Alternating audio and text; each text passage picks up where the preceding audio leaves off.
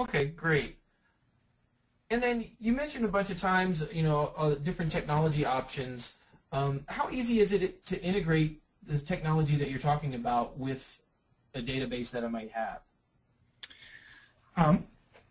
If you've got the right systems, again, integration of data is not a terribly complex concept. It becomes really complex in implementation. And this is where, whether it's the Heller team or different technology groups, there's a ton of experts out there who can really help walk you through and do an audit of where you are, what your situation is.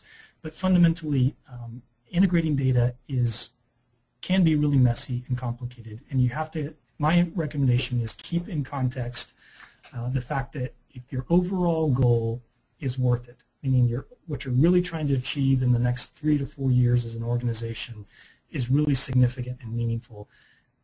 These are steps you've just got to take to get on the track, and regardless of how long you've been on your old systems and old technologies, if you're really going to migrate to the new world to engage the new donors, it's something that just has to be done. Okay, great. So you mentioned about integrating the different functionality, and Jen mentioned yesterday about these, each department being able to pull off of the same data.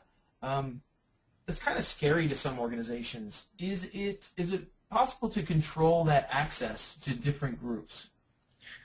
Yes, and that's a great question.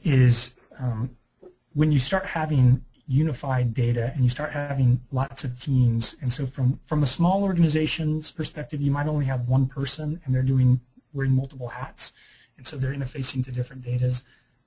It's not as big of a concern. But for large teams where you might have 20 or 50 or 100